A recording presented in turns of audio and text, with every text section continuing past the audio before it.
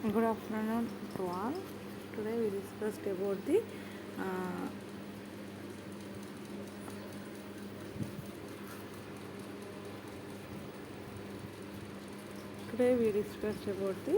bacteriophages. Last క్లాస్లో మనం ఏం చెప్పుకున్నామంటే క్లోనింగ్ వెక్టార్స్లో ఏమేమి ఉంటాయి అవి మనం చూసుకున్నాం. అయితే ఇప్పుడు క్లోనింగ్ వెక్టార్స్లో మనము ఏంటివి ఏమేమి ఉంటాయి, ఎలా ఉంటాయి అనే దాంట్లో ప్లాస్మిడ్స్ గురించి మనం చదువుకున్నాం. ఈరోజు సెకండ్ వన్ వచ్చేసి బ్యాక్టీరియోఫేజెస్ అంటే ఏంటిది? మనకి ఏ బ్యాక్టీరియాలు అయితే వైరస్ చేస్తా అటాక్ అవుతుంటాయో, ట్రాన్స్మిట్ అవుతుంటాయో, లేదా బ్యాక్టీరియా మీద దాడి చేసేటువంటి వైరసెస్లని బ్యాక్టీరియోఫేజెస్ అని పిలుస్తూ ఉంటారు. సో ఇక్కడ మనకి బ్యాక్టీరియా కణాలను నాశనం చేసి బ్యాక్టీరియోఫేజ్లను కూడా ఏం చేయొచ్చు అంటే జీన్ క్లోనింగ్లో వాహకాలుగా మనము చాలా ఎక్కువగా ఉపయోగించడం అనేది జరుగుతూ ఉంటుంది. సో అంటే బ్యాక్టీరియల్ కణాలంటే మెందుకు బ్యాక్టీరియల్ కణాలంటే వైరస్ చేత అటాక్ అయి ఉంటాయి కాబట్టి వైరస్లో ఉన్నటువంటి కణాలను మనం అక్కడ అబ్జర్వ్ చేయడం కోసము వీటిని బ్యాక్టీరియోఫేజ్లను విరివిగా మనము టెక్నాలజీ యూజ్ చేయడం అనేది జరుగుతూ ఉంటుంది. మనం అలాంటి వాటిలో ఒకటి వచ్చేస్తుంది best technology lambda phase vector and M13 bacteriophage vector. ఈ రెండు కూడా బెస్ట్ ఎగ్జాంపుల్స్ ఫర్ ది బ్యాక్టీరియోఫేజెస్. ఇక్కడ మనకి బ్యాక్టీరియోఫేజ్లో మనకు ఫస్ట్ చూసుకున్నట్లయితే lambda phase vector. So structure వచ్చేది ఇక్కడ స్ట్రక్చర్ కనిపిస్తుంది మనకి ఇక్కడ. సో ఇక్కడ మనకి ఎంత ఉంటుంది, లైనర్ ఆర్ సర్క్యులర్, ఇవి రేఖాకారంలో ఉండేటువంటి మాలిక్యూల్ మనకు కనిపిస్తుంటాయి ఇందులో. తర్వాతకి వలయాకారంలో ఉండేటువంటి మాలిక్యూల్స్ కూడా ఇక్కడ మనకి కనిపిస్తూ ఉంటాయి. సో లాంబ్డా ఫేజ్ వెక్టార్ ఇది మన లాంబ్డా అండ్ స్ట్రక్చర్తో మనం చూపించగలుగుతుంది. ఇది ఈక్యులైకి సంక్రమించినటువంటి అంటే మన ఈక్యులై బ్యాక్టీరియాకు ఇది మనకి అటాక్ అయ్యేటువంటి వైరస్ లాగా మనం దీన్ని చెప్పుకోవచ్చును. ఇది మనకి ఎంత పరిమాణంలో ఉంటుందంటే 57 డాల్టన్స్ ఇంటూ 10⁶. సో డాల్టన్స్ అనుభారంలో ఉండడం అనేది జరుగుతూ ఉంటుంది. ఇది మనకి ఎన్ని తలలతో కనిపిస్తుంది అంటే 20 తలలు గలటువంటి నిర్మాణము. సో ఇక్కడ మన తలాలు ఫేస్ చూసి ఎన్ని సర్ఫేస్ లాగా కనిపిస్తున్నాయి మనకి ఐసోసాకరైడ్ అంటే 20 సర్ఫేస్ కలిగేటువంటి నిర్మాణంలాగా మనం దీన్ని చెప్పుకోవచ్చును. ఇందులో మనకి ఒక టేల్ కూడా ఉంటుంది. ఈ టేల్ ఉందంటే ఆటోమేటిక్గా అంటే 20 తలాలు కలిపినటువంటి తల ప్లస్ మనకి ఒక టెయిల్ నిర్మాణం ఉంటుంది. సో ఇక్కడ మనకి తలని ప్లస్ తోకని కలుపుతూ ఉన్నటువంటి ఒక లైట్గా ఉన్నటువంటి లేయర్ కూడా దీనికి మనకు ఉంటుంది. ఫేజ్ డిఎన్ఏ ఎక్కడ ఉంటుందంటే ఫేజ్ నిర్మాణంలో తల భాగంలో ఉండడం అనేది జరుగుతూ ఉంటుంది. దీనికి క్యాప్సిడ్ లాగా మనం కూడా చూసుకోవచ్చు. అయితే ఇక్కడ మనకి ఈ స్ట్రక్చర్ ఏ విధంగా ఉంటుంది అంటే ఈ స్ట్రక్చర్ నిర్మాణంలో ఏమేమి ఉంటాయని చూసుకున్నట్లయితే ఈ స్ట్రక్చర్ మనకి ఏంటిది లాంబ్డా ఫేజ్ కూడా ఏంటి మనకి ద్విగుణీకరణంలో మనకి డిఎన్ఏ స్ట్రక్చర్ ఏ విధంగా ఉంటుంది. ఇది కూడా ద్విగుణీకరణలో ఉన్న నిర్మాణము. 2 పోచలు కూడా ఉంటాయి దీంట్లో. మనకి దీంట్లో సుమారుగా ఎన్ని నైట్రోజన్ బేస్ లాగా ఉంటాయంటే 50 జన్యు స్థానాలుగా మనకి ఇందులో కనిపిస్తుంటాయి. అంటే 50 నిమిషాలు కనిపిస్తుంటే ఎంత మనకి ఎన్ని నైట్రోజన్ బేసెస్ మనకి నిడివిగా ఉండొచ్చు అంటే మనకి ఇక్కడ 49,502 నైట్రోజన్ బేసెస్ మన ఇక్కడ సారీ ఫర్ డిస్టర్బెన్స్ ఉంటాయి. సో ఇక్కడ మనకి తల భాగంలో ఏముంటాయని చూసుకున్నట్టే ఇక్కడ మనకి బ్యాక్టీరియోఫేజ్ అనేది ఏం చేస్తుందంటే తన యొక్క తోకతో బ్యాక్టీరియా కణంలోనికి వెళ్ళి డిఎన్ఏని కణంలోనికి లోపలికి వెళ్తుంది అన్నట్టు. సో లోపలికి వెళ్ళాలంటే ఆటోమేటిక్ కవచకం ద్వారా లోపలికి పెనిట్రేట్ కావడం అనేది జరుగుతూ ఉంటుంది. తర్వాతకి అంటే ఏ విధంగా వెళ్ళిపోతుంది లోపల అంటే మనకి డిఎన్ఏ యొక్క నిర్మాణంలోనికి డిఎన్ఏ స్ట్రక్చర్లోనికి అది వెళ్ళిపోవాలంటే డబల్ హెలిక్స్లో ఉన్న నిర్మాణంలో డిఎన్ఏ కణంలోకి ఏ విధంగా వెళ్ళిపోతుందంటే అది తోక నిర్మాణంలో ఉండి లోపల తల భాగంలోనికి వెళ్ళిపోవడం అనేది జరుగుతూ ఉంటుంది. తర్వాతకి మనకి ఇక్కడ ఎన్ని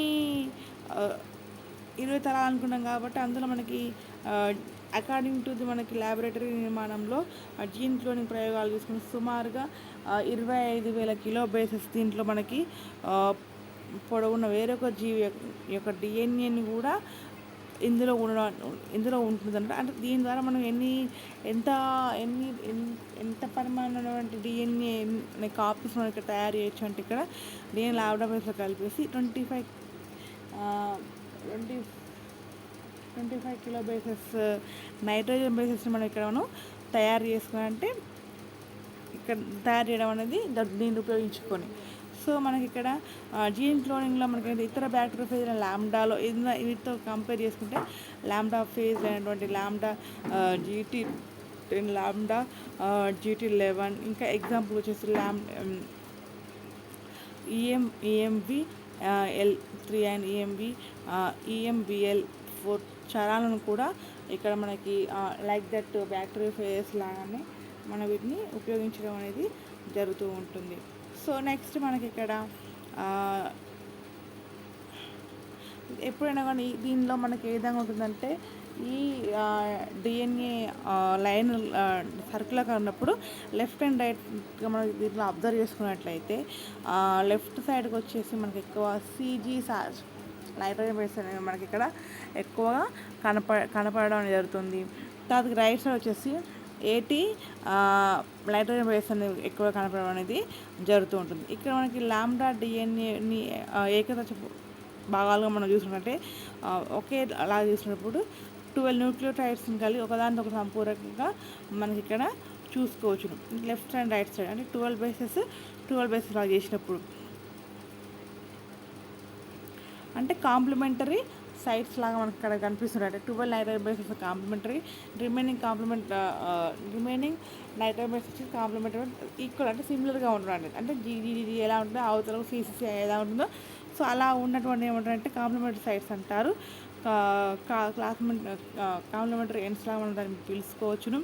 సో ఇవి ఎప్పుడైతే మనకి ఆధునిక కాలంలోకి మనకి ఇన్సర్ట్ చేసినప్పుడు సంపూరక నత్తని కలిసిపోయి పొడుగా ఉన్నటువంటి లైనర్ లాంబ్డా డిఎన్ఏ అనేది మనకి వలయాకారంగా మారిపోవడం అనేది జరుగుతుంది. అంటే విడిపోయిన తర్వాత కటింగ్ అయిపోయిన తర్వాత మళ్ళీ ఎప్పుడైతే బ్యాక్టీరియా కణంలోకి ప్రవేశించబడుతుంది ఈ డిఎన్ఏ అప్పుడు మనకి ఇది సర్క్యులర్ లాగా కన్వర్ట్ కావడం అనేది జరుగుతూ ఉంటుంది.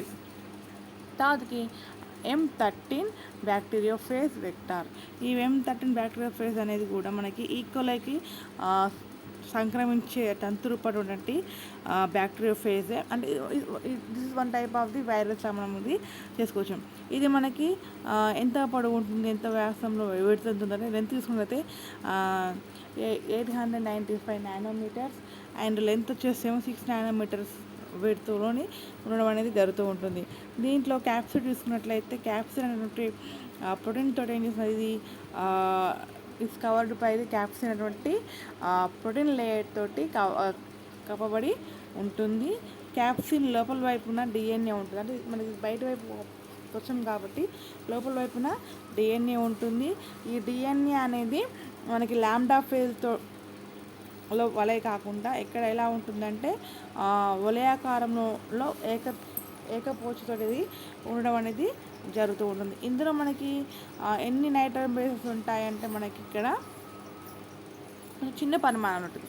ఇంతకుముందు మనకి ఏంటి లాంబ్డా ఫేజ్ కంపేర్ చేసుకుంటే M13 లెక్క ఫేజ్ బ్యాక్టీరియా ఫేజ్లో మనకి 6,408 నైట్రోజన్ బేస్ మాత్రమే ఉండడము జరుగుతూ ఉంటుంది. సో ఇక్కడ మనకి ఇది మనకి M13 బ్యాక్టీరియా ఫేజ్. ఇక్కడ మనకి M13 బ్యాక్టీరియా ఫేజ్ చూసుకున్నట్లయితే దీన్ని మనం ఆల్రెడీ చెప్పుకున్నాం, చాలా చిన్నగా ఉండేది compare with lambda bacteria phase చూసుకున్నట్లయితే. సో ఈ లాంబ్డా బ్యాక్టీరియా ఫేజ్ చూసుకున్నట్లయితే ఇందులో మనకి బ్యాక్టీరియా ఫేజ్ల డిఎన్ఏను ఈకోలై బ్యాక్టీరియా ఫేజ్లోనికి చాలా సమర్థంగా జన్యువాహనం జరపవచ్చును. ఈ ఈ ఫాస్టిల్ల కంటే కూడా ఈ యొక్క లాంబ్డా ఫేజ్ను జీన్ క్లోనింగ్లో ఎక్కువగా మనకి యూజ్ చేయడం అనేది జరుగుతూ ఉంటుంది. దీంట్లో కూడా 25 కిలోబేస్ పొడవు ఉన్న వాంఛనీయ జన్యువులు గల వాటిని మనము ఐడెంటిఫై చేసుకోవడానికి వీలుగా ఉంటుంది. డిఎన్ఏను కూడా ఇందులో ఫాజ్ వాహకంలోనికి ఇన్సర్ట్ చేయడానికి ఉపయోగంగా ఉంటుంది.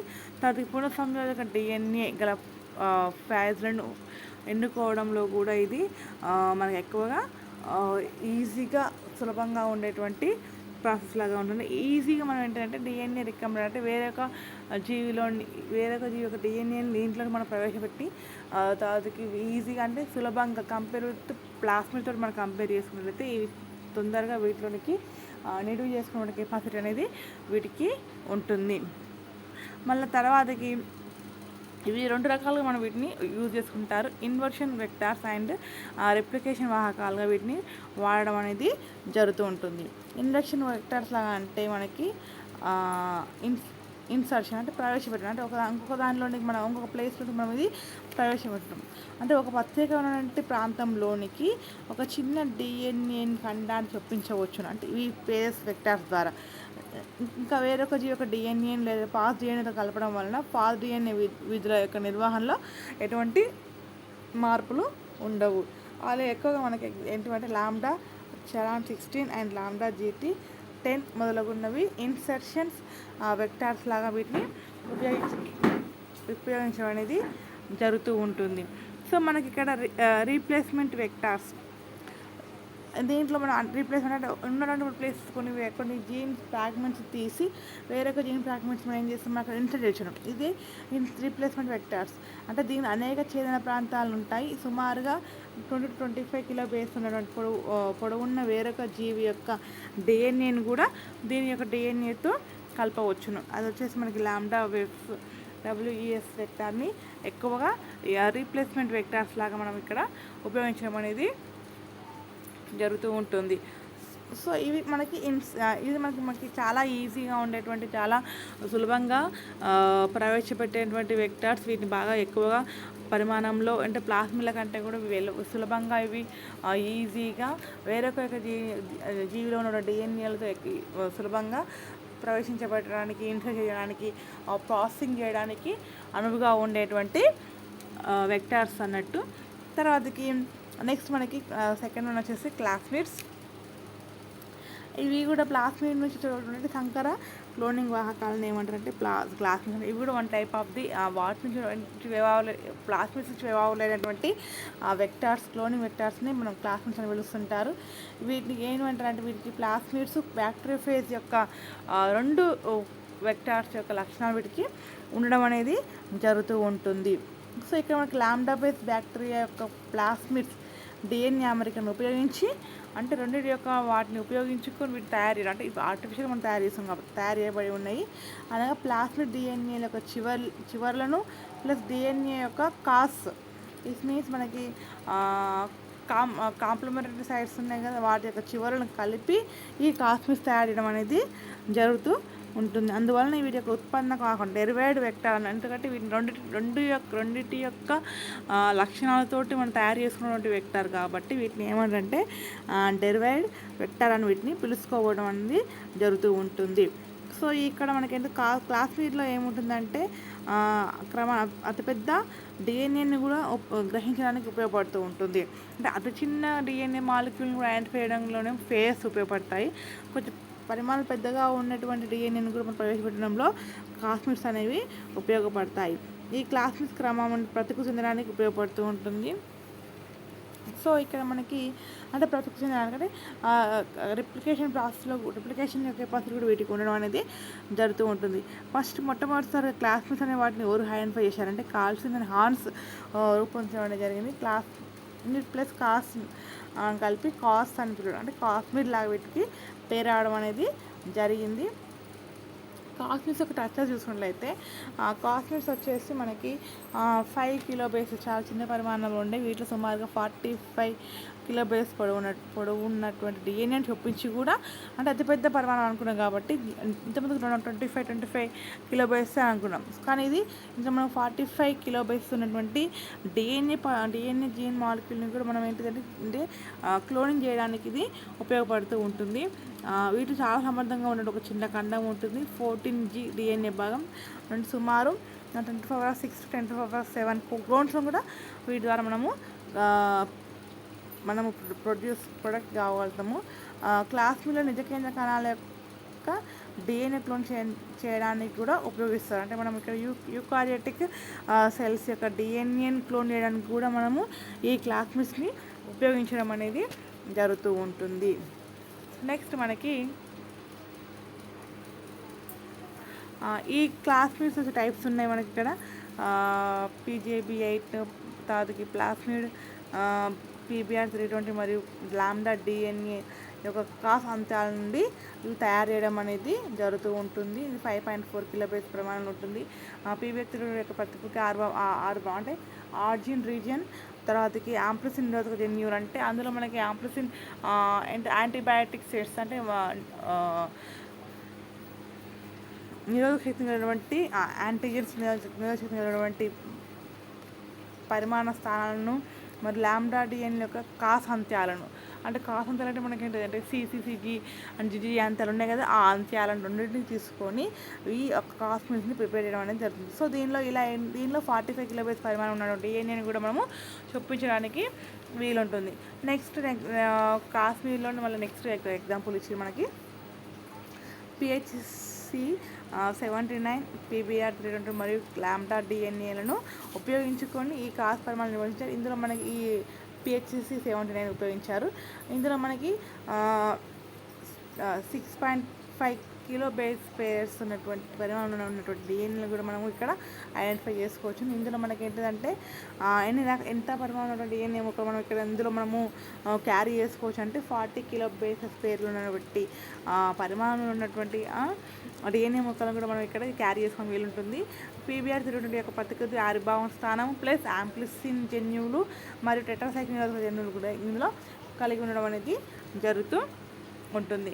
నెక్స్ట్ మనకి ఇవి రెండు అంటే బ్యాక్టీరియోఫేజ్ ప్లస్ కాస్మిడ్స్ 2 రకాల లక్షణాలు ఉన్నాయి కాబట్టి ఇవి రెండు మొత్తం మనకి ఇప్పుడు 3 క్లోనింగ్ వెక్టార్స్ మనకి కంప్లీట్గా అయినాయి. నెక్స్ట్ మనకి yeast plasmid vectors. Yeast plasmid వెక్టార్లో ఉన్న మనం ఆల్రెడీ ఎప్పుడు ఆర్టిఫిషియల్గా మనం ప్రిపేర్ చేసినటువంటి ఈస్ట్ ఆర్టిఫిషియల్లీ క్రోమోజోమ్స్ ఏ విధంగా మనకి తయారవడం అనేది జరుగుతుంది. సో ఇక్కడ మనకి ఈస్ట్ ప్లాస్మిడ్ వెక్టర్స్ అంటే ఎస్పెషల్లీ బెస్ట్ ఎగ్జాంపుల్ వచ్చి మనకి యాక్నానా. సో ఇక్కడ మనకి ఈస్ట్ కణాలను వేరొక జీవి యొక్క డిఎన్ఏని చొప్పించడానికి ఉపయోగపడేటువంటి ప్రత్యేక వాహకాలనే ఈస్ట్ ప్లాస్మిడ్ వెక్టార్స్. అంటే ఇందులో మనం ఎస్పెషల్లీ ఒక ఈస్ట్ ఆర్గానిజమ్స్ మాత్రమే అంటే ఈస్ట్ సెల్స్లోనికి డిఎన్ఏని చొప్పిస్తున్నాం కాబట్టి అంటే ఏ వాహాలు మనం వాడుతున్నామంటే ఈస్ట్ ఆర్గానిజం కాబట్టి. సో ఇక్కడ మనకి వాటి పేరు వీటి ద్వారా జెనెటిక్ ఇంజనీరింగ్ పద్ధతిలో ఎక్కువగా మనకి ఇది ఉపయోగంగా ఉన్నది. జెనెటిక్ ఇంజనీరింగ్లో కాదుకి జన్యు అంటే జీన్ ట్రాన్స్మిషన్లో చెందినటువంటి ఈస్ట్ కణాలను వీటిని మనం పొందవచ్చును. ఎక్కువ ఇందులో మనకి ఈకోలై ప్లాస్మిడ్లను లేదా ఫేజ్ని ఇక్కడ మనకు ఉపయోగిస్తారు. ఈ మధ్యకాలంలో మాత్రం ఈ ఈస్ట్ ప్లాస్మిడ్ వాహకాల ద్వారా అధిక పౌనపుణ్యంగా జన్యు పరివర్తనకు చెందినటువంటి ఈస్ట్ కణాలను ప్రొడ్యూస్ చేయడం అనేది జరుగుతూ ఉంటుంది. అనేక రకాల ఈస్ట్ ప్లాస్మిడ్ వాహకాలు మనకి ఆర్టిఫిషియల్ మనం లభ్యమవుతున్నాయి. అందులో ముఖ్యంగా మనం యూజ్ చేసిన ఏంటంటే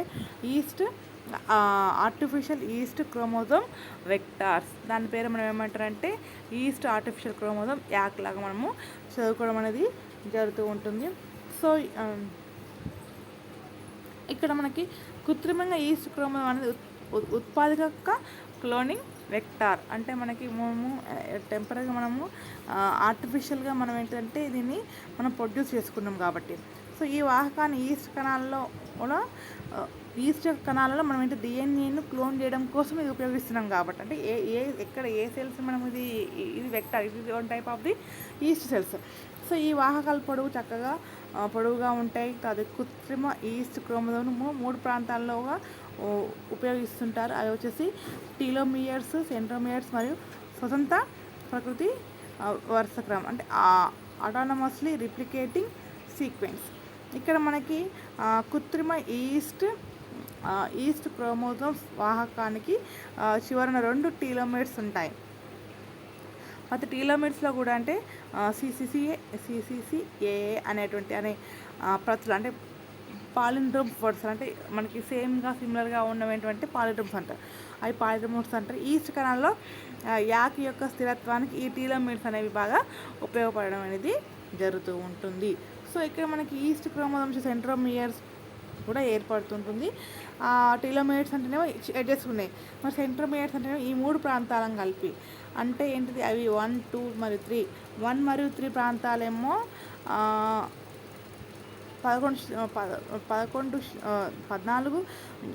క్షార లక్ష జతలను కలిగి ఉంటాయి. 1 మరియు 2 ఏమో రెండవ ప్రాంతం యొక్క మనకేంటిదంటే ఇందులో అంటే ఇక్కడ మనకి ఏంటంటే మూడు ప్రాంతాలు మనం వేరు చేసాం కాబట్టి వేరు చేయబడినట్టు రెండవ ప్రాంతంలో ఏమో 82 నుంచి 89 వరకు క్షార జతలని మనం ఇక్కడ కలిగి ఉండడం అనేది జరుగుతూ ఉంటుంది. సో ఇక్కడ మనకంటే అంటే ఇక్కడ మనం ఏం చేసారంటే టీలోమియర్స్, సెంట్రోమియర్స్ అండ్ నిర్మాణాలుగా వేరు చేయడం అనేది జరిగింది. మన సెంట్రల్ పాయింట్ అంటే వాటిని మళ్ళీ పార్ట్స్ లాగా డివైడ్ చేస్తే అందులో మనకేంటి ఏ ప్రాంతాల్లో ఏవేవి ఎంత పరిమాణంలో నైట్రోజన్ బేస్ పేర్స్ అనేవి ఉండడం అనేది జరుగుతుంది అన్నట్టు. 3 ప్రాంతాలు మనం డివైడ్ చేసుకున్నప్పుడు మధ్య ప్రాంతంలో 2 ప్రాంతంలో మనకి 82 నుంచి 89 క్షారాలు ఉంటాయి. మనకి 1-2 ప్రాంతాలు చూసినట్లయితే ఏమో ఓన్లీ 14 బేసిస్ పేర్స్ మాత్రమే ఉండడము జరుగుతూ ఉంటుంది. సో ఇక్కడ మనకి అది సెంట్రోమియర్స్, అంటే ఇవి ఏంటి మళ్ళీ కణ విభజన సమయంలో యాక్ అనేది మనకి ఏ విధంగా తయారవుతుంది, మనకి పిల్ల కణాల్లోకి వెళ్ళిపోవడం కోసము సెంట్రోమియర్స్ అనేది ఎక్కువ మనకి యూజ్ చేయడం అనేది జరుగుతుంది. వీటికి కూడా మనకి స్వతంత్రంగా ప్రకృతి వరుస క్రమం, అంటే ఆటోనమస్ రిప్లికేటెడ్ సీక్వెన్స్ని కలిగి ఉంటుంది కాబట్టి అక్కడ కొన్ని పార్ట్స్ లాగా డివైడ్ చేస్తూ ఉంటుంది. అంటే అనేది ఈస్ట్ క్రోమోజోమ్ యొక్క ఉత్పాదకం. అక్కడ మనకేంటిది ఈస్ట్ ఆర్టిఫిషియల్ క్రోమోజోమ్ యొక్క అవిచ్ఛిన్న ప్రతికృతి ద్వారా ఏం ఏర్పడుతుందంటే, అంటే దీని ద్వారా వచ్చినటువంటి దీని యొక్క డివిజన్ ద్వారా ఏం ఫామ్ అవుతుంది, మనకి ఆటోనమస్లీ రిప్లికేటింగ్ సీక్వెన్స్ అనేది ఫామ్ అవుతుంటుంది.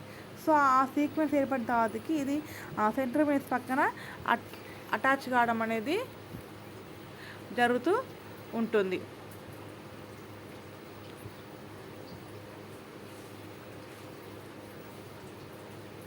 సో ఇక్కడ మనకి ఏం జరుగుతుందంటే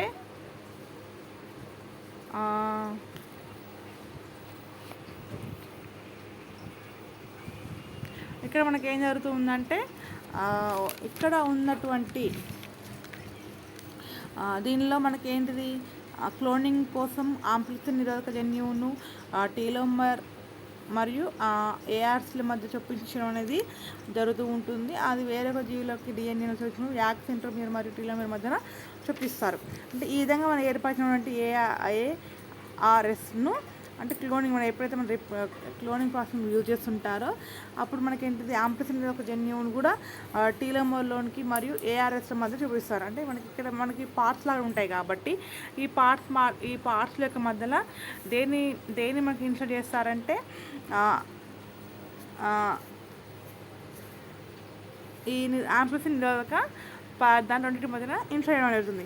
ఈ యాంప్లిసిన్ ఎందుకంటే మనకి మన వేరే కణంలోనికి ఎప్పుడైతే ఈ వెక్టార్ మనం చొప్పించినప్పుడు ఈ వెక్టార్కి అక్కడ ఉన్నటువంటి యాంటీబయాటిక్స్ని లేదా యాంటీబాడీస్ని ఎదుర్కొనే శక్తి వీటికి ఉండాలి. కాబట్టి దీనికి ముందే యాంప్లిసిన్ అనేటువంటి నిరోధక జన్యువుని మనం అక్కడ ఇన్సర్ట్ చేయడం అనేది జరిగి ఉంది. సో వేరొక జీవి యొక్క డిఎన్ఏను యాక్ సెంట్రోమియర్ మరియు టీలోమర్ మధ్యన చొప్పించడం అనేది జరిగింది. అంటే మనం ఏ జీవి యొక్క పరిమాణం ఎక్కడ చేస్తున్నామో ఇది హైలైట్ మనకి ఇక్కడ.